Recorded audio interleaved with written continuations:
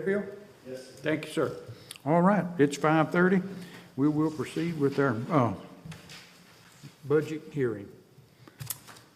There was no action taken in executive session. That's right. Thank you, Stephanie. Okay. Go ahead, Brian. The first item is the budget presentation.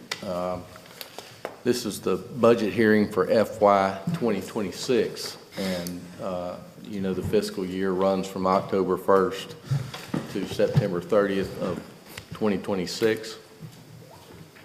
And first of all, I wanted to thank the board and Josh and all the people that were involved with this. This is a big process, and I think everybody recognizes that. It takes about 3 months to compile the budget, and this year we had a lot of requests and a lot of things that were going up due to inflation and other things, and we'll cover that in detail. But a lot of work went into this, and I want to thank the board and everybody involved. This is a snapshot of our operating budget for fiscal year 26. The funding includes ad valorem taxes, grants, and fees that we collect. And you can see kind of a budget comparison over the last 5 years and how our budget has grown in that time. And some of the key things, some of the things that create or cause the budget to increase are in what we pay our employees. I mean, that's one of the biggest expenses that we have outside of projects. And 2 out of the last 3 years, no, 3 out of the last 4 years actually, we've made some major adjustments to the salaries of our employees and primarily focused on the lower paid employees. This year we are given another $1 per hour raise for all those making less than $69,333 and a standard 3% adjustment for those that make more than that. Those raises, a raise like that is $2 to $3 million in recurring expense to the county. And you can see in the 3 out of the 4 years that we did adjustments like this, those were the big bumps. So in 2023, 24, and then now in 26, where we're making those kind of adjustments. And that's not the only reason why for the increased thing, but that is one of the key points. Also, it's of note that the county will maintain an estimated $65 million fund balance, and I think that's a healthy fund balance for a county of our size. You know, that's a third basically of our operating budget, more like 60% of our ad valorem budget. And as you know, we're built on big industry, and we have to have money in the bank. If big industry depreciates, that could really hit us hard. And it also is there in case we have an emergency like a hurricane and we have to come out of pocket a lot for major infrastructure costs before reimbursement starts to roll in. So that's why we keep the fund balance to where it is. This is our ad valorem budget for FY 26. This is what we bring in on ad valorem taxes. So this year it's $106 million, which is about a $9 million increase from last year. On the left side of the slide there, you see our millage breakdown by department as we have to levy the taxes separately for those. And you'll see the overall countywide millage rate remains the same. So no increase in the millage rate for the county in this fiscal year. Are we still at about 60% industrial on the ad valorem? So 60% of this amount comes from industry? Primarily from industry. Primarily yes. from industry, and about 40% comes from the Taxpayers. homeowners. Homeowners and commercial, right. And you can kind of see the breakdown based on the and with the biggest piece of it, 65% of our budget goes to the general fund, and that includes the sheriff's department, payroll for most of our employees, grant matches, recreational projects, and all the major stuff that we do. There are set-asides, obviously, by statute for road and bridge millage. That's separate. A big portion, almost $10 million, goes to the community college, and then others like the airport, the library, and some other small ones in there as well. One thing that's pretty interesting, the value of the mill increased this year and our assessed value of the county. And I haven't checked, but I would still believe that we have the highest assessed value of any county in the state. Okay. We're at $2.35 billion in value. And the mill value rose this year primarily because of it's a reappraisal year. So this year, every property in the county was reappraised, and the revised values are included in our budget. And so that means that's why we're bringing in an extra $9 million this year. We did have one major exemption that rolled off this year, which also helps. And that was at PBOP at Chevron, right? And so the value of a mill, the regular millage is $2.22 million that's the value of one mill. Last year it was 2.12, so it's grown. And the exempt mill, or the not, is 2.12 million versus last year at 1.89 million. And that's the difference in that exemption rolling off. Road department's budget, there are a lot of projects that are scheduled to be completed and spent money on this year. The road department's budget is up significantly. It's not because their millage changed a whole lot. Their millage did change some slightly, and we can go back to that if anyone wants to. But they have a lot of grants and a lot of projects that are actually going to construction this year, and you can see that based on their budget. 35.1 million in road funds and 7.4 million in bridge and culvert, for a total of $42.5 million for the road budget this year. Some of the projects that we're doing out of the road department this year, we budgeted $6 million in paving, which includes paving within the cities and also within the unincorporated county, to maintain over 920 miles of roads and bridges that we have. Some of the major projects, Old Biloxi Road widening, and some of these have grants. So our part's $300,000 of a $1.9 million project. Old Fort Bayou Road at Jim Ramsey, a $2 million project. Most of that is ours. We have a small grant associated with that one. Constitution Road Bridge replacement, $1.5 million project. We got $125,000 in it. And then the roundabout at Highway 613 and 614, $2.23 million, and our part's $1.67. But we are trying to get additional grant funding on that, so hopefully, that comes down. But anyway, our part of it's $3.7 million total for the matches. We do have the two big bridge projects going on this year still, the Roy Cumbus Bridge, which is making good progress, and that's really a success story. Almost $30 million project, and the county's got close to $1 million in it, and so that's a huge one. And also the Graveline Road Bridge in Gaucher, which is hopefully finishing up soon, but we are going to be required to spend over $600,000 on the match part of that.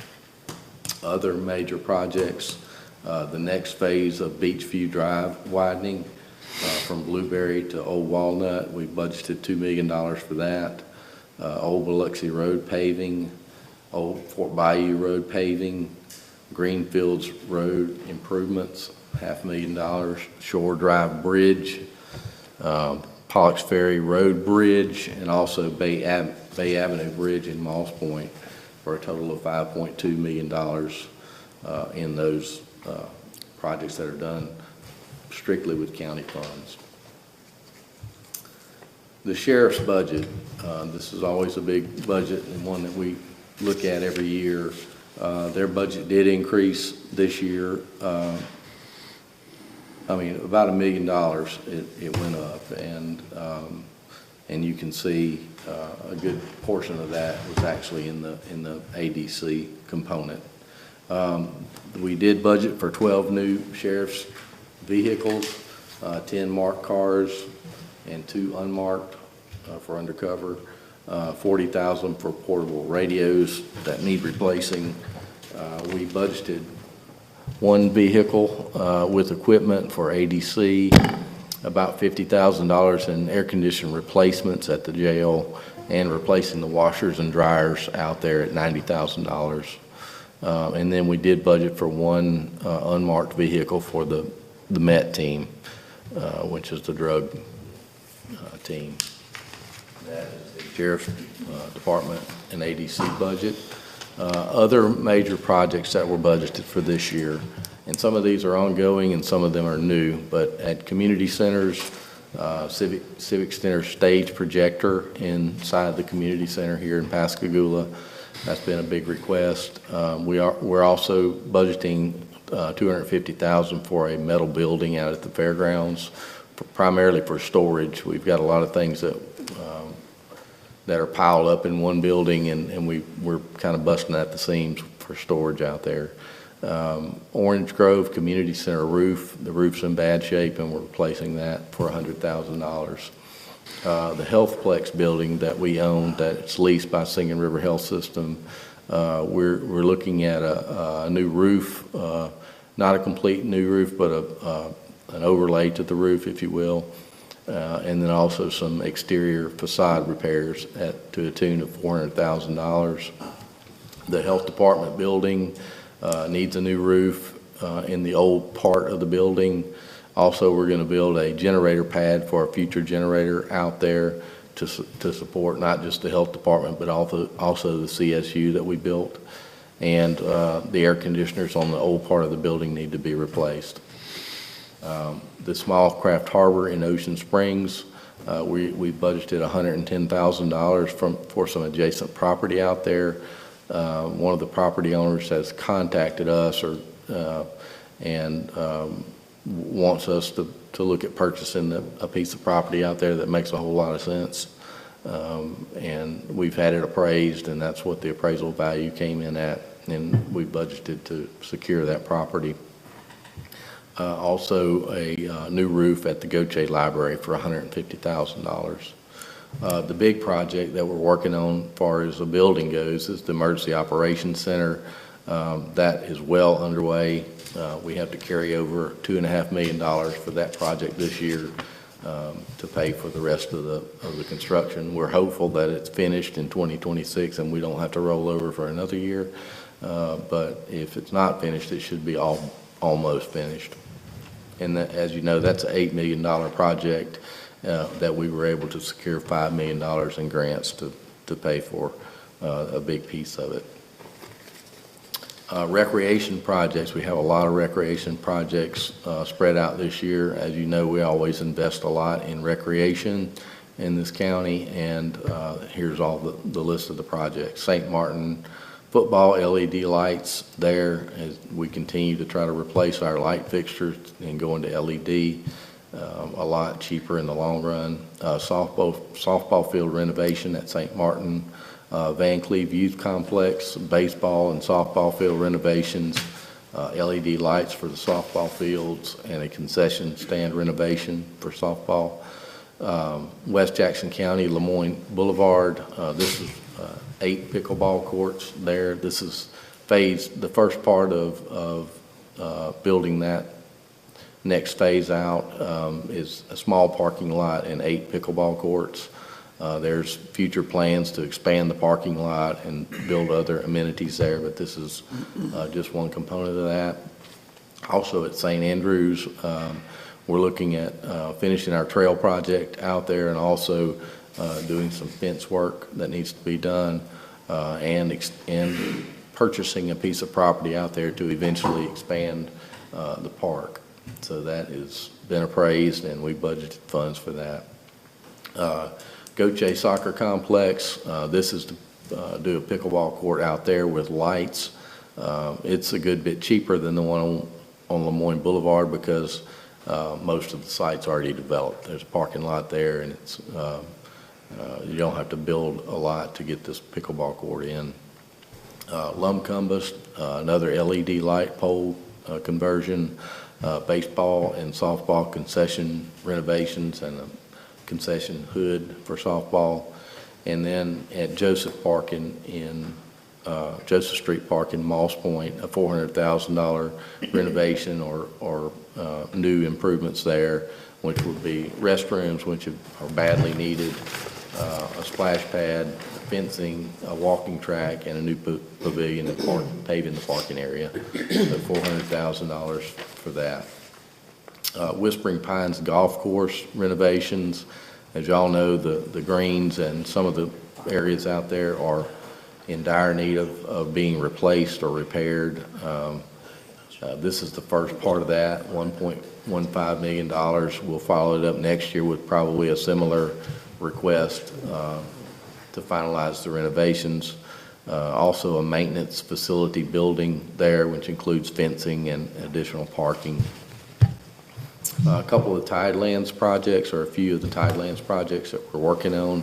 One of them we're trying to seek a grant for, which is the Webb Landing project there for additional parking, which is direly needed. We're looking at purchasing a piece of property there and expanding the parking. The county's match on that's budgeted at $150,000.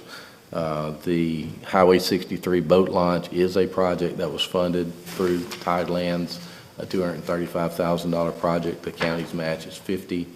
And then the last piece of the racetrack road work, there's a $1 million grant there, and the county's on the hook for $400,000. And that should be enough to finish that new boat launch there at Racetrack Road. Let's see. Equipment and vehicles, road department, 3 sign trucks, 2 bush hog trucks, 2 pickup trucks, a backhoe cab, tracks, skid steer, RTVs, 3 of them, 15 cubic yard, 3 15 cubic yard dump beds, and a hydraulic excavator. You see the prices there. Maintenance department, we're replacing 4 trucks and vans at $160,000. We have an enclosed trailer for $8,000. And then recreation golf course, we've got to replace 3 trucks, F-150s. We are budgeting for a turf tractor, 2 work carts, and a greens master and multi-pro sprayer for the golf course. Fire department is budgeting for Jaws of Life at $50,000, 4 handheld radios, and 2 pickup trucks. Other vehicles, the animal shelter, we're replacing 3 vehicles out there with high mileage for $40,000, and in solid waste, 1 large truck for $48,000. For our court system, we're doing a badge pass system for the youth court for security out there, $40,000, and in circuit court, we're purchasing some new chairs for jurors at $60,000. And then the last thing really is our drainage and dredging plan that we constantly talk about. But we budgeted $1 million for engineering for those projects, and we typically don't use grant funds for the engineering work. And so we budgeted $1 million again this year like we typically do for that. And then we've got over $24 million worth of active drainage and dredging projects on the books. And so we're working through those, just as quickly as we can. This is going to take, multi-year process to get all these projects done. But this is done out of a separate fund. This is our Go Mesa dollars that we're using, and we're confined by how much money that we draw in. So basically, the only thing that the county budgets for every year is $1 million for engineering work, engineering and permitting, and the rest of the money comes out of our Go Mesa funds. The biggest project that we have in there is our beach and dune ecosystem restoration project, and that's one that we're working with the Corps of Engineers on. I doubt that starts construction in this year, but it represents $7 million out of the $24 million that of the projects that are on the list. And so the $7 million is our 35% of the project. So it's a $20+ million project, and our part's $7 million. So, and so that's really, that's a lot. But that's all that I have prepared for our budget today. I'd be glad to take any questions from the board. And I know we have a section here for public comment too. It's a lot, but we have a lot to do, you know? Can't just walk away from it, so to speak. It's very good, Brian. Good presentation. Very good, I think. We appreciate it. Brian touched on it in a second, but while Kelly's here, I just want to recognize him and, because, you know, he touched it. We're working on South Mississippi Mental Health Center. I mean, they already have a tremendous amount of work to do, but they've been busting it, getting these buildings ready, and doing everything you can imagine to help get certification for the new mental health center. So just appreciate your hard work, Kelly. Good job, Kelly. Oh, any more comments from the board? Hey, Brian, so on the recreation projects, the money we budgeted in this year's budget for the property in Gov Park Estates for the park, is it gonna roll over? Yeah. Okay. I know we hadn't got a contract yet, but Yeah, I I think was just gonna make sure that money rolls over. Okay. Yep. Okay, very good. That it, Randy? Any general public comments or questions from anyone? Okay. Next item is order authorizing the approval and adoption of the county budget for fiscal year 2025 and 2026. So moved. Mr. Ross made the motion. I'll make the second. All those in favor say aye. Aye. Opposed, no.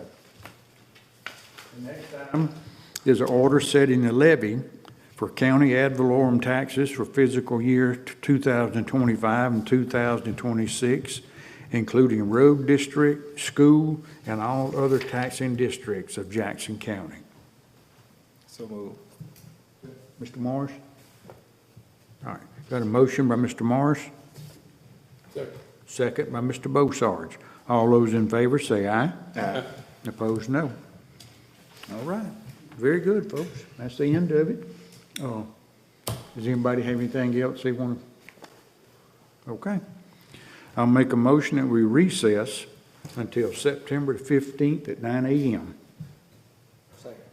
I have a motion by myself, a second by Mr. Ross. All those in favor say aye. Aye. Opposed, no. Thank y'all. We appreciate it.